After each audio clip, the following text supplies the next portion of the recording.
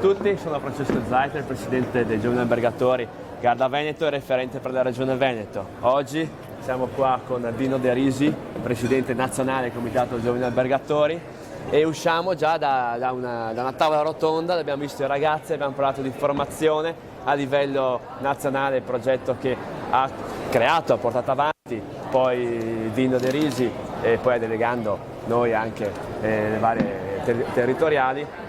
Se vuoi dirci due parole, Dino, su questo progetto scuola, sul patto, abbiamo parlato anche del patto che abbiamo fatto con l'ITS. Grazie. Sì, grazie a te dell'invito, mi fa davvero piacere essere qui con te per portare la forza del livello nazionale sui singoli territori. Come giustamente dicevi tu, il progetto scuola è stato il progetto cardine che continua ad essere il cavallo di battaglia dell'operatività dei giovani albergatori a livello nazionale.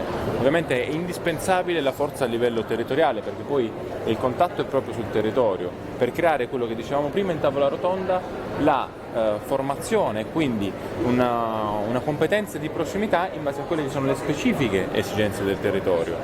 La vicinanza e quindi il binomio tra giovani albergatori e i giovani studenti, che siano degli istituti tecnici piuttosto che delle scuole alberghiere, è un binomio secondo me assolutamente vincente, perché si può parlare più o meno la stessa lingua, quella lingua del settore, lingua in continuo cambiamento, in continuo dinamismo, come esattamente il turismo.